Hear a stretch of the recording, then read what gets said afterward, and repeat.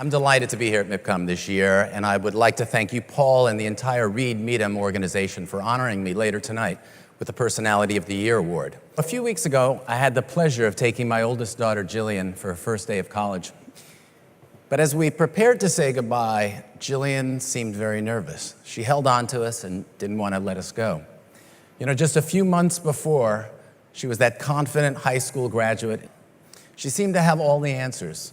But now she was starting over. She was facing new challenges, and she would need to come up with new relationships, new friends, and new answers. And I thought, you know, that's just like me. Every time I think I've got this down, something happens, and I have to start all over. Every time I think I have all of the answers, it's time to go back to the drawing board. And every time I'm comfortable that things won't change, they do. Because the only constant in our business is change. But also, let's remember what hasn't changed, and that's the demand for content. People are watching more television than ever. The number of viewers is growing, the number of hours is increasing, and the number of ways they're watching is expanding exponentially.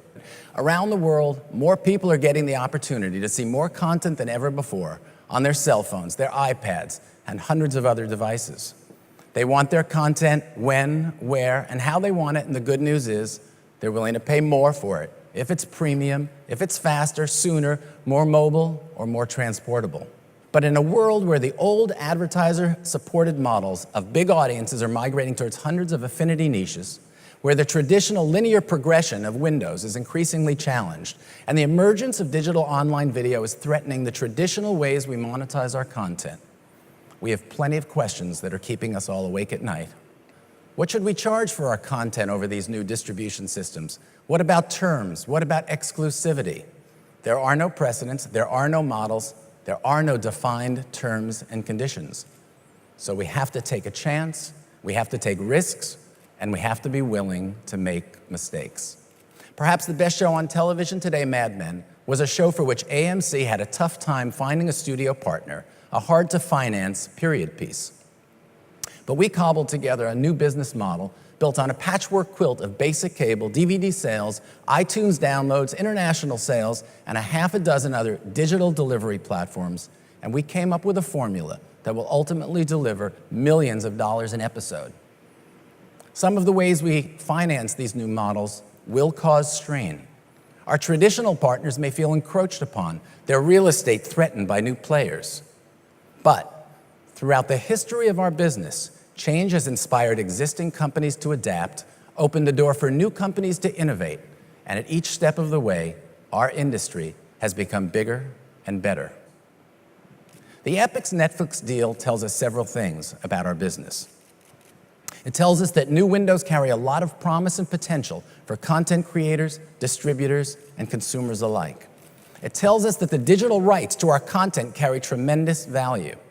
And it tells us that every time we face a market in which traditional buyers are offering less for our content, the financial equilibrium of our business creates new buyers who are willing to pay more. The fragmentation of audiences may be difficult news for old world business models, but it's good news for companies like ours because it signals the continued expansion of potentially profitable niches for which our branded content and targeted approach are a better fit. Some of the markets that we're targeting are further from home. We're generating only 1% of our nearly $2 billion a year in revenue from the vast consumer populations of China, India, and the other Asian territories who make up 50% of the world population. As our business changes, so do all the indices of success. Shows will be prized for the loyalty of their viewers and their ability to migrate to multiple platforms that generate extended revenue streams, not just their ability to reach tens of millions of eyeballs at a single sitting. All of this focus on niche audience isn't to say that the network business isn't still relevant, and the strong upfront performances this year reinforce that. Shows like Modern Family and Glee prove that the networks haven't lost their touch in creating quality, enduring programming, even if the ratings that define a hit today are much smaller than they were 10 years ago. And if we've learned one lesson already from this year's network season, it's that content and the internet continue to intersect in new and interesting ways in the brave new world of television. Whether it's a big star vehicle for 20 million viewers or a niche cable show for 20,000 fans, the defining constant of content wherever it appears and whoever the audience is is that it needs to be good. There are certain rules about content that don't change. The first of these rules, get it right the first time. If you create the right content, the buyers, sponsors, partners, and audience will follow. When you're making a show, don't let the results you want to achieve shape the content. Let the content shape the results. Don't make a deal, make a show. When you create a show to fit the structure of a deal or to satisfy the needs of several different markets or a variety of audiences, the something for everyone approach usually leads to nothing for anyone. If you make good content in a world marketplace that is hungry for it, you'll find plenty of buyers, as long as you don't limit yourself to old models. Least common denominator, television just doesn't work. The shows with the least longevity and the most limited appeal are, ironically, the ones that set out to pander to the widest and most diverse audiences.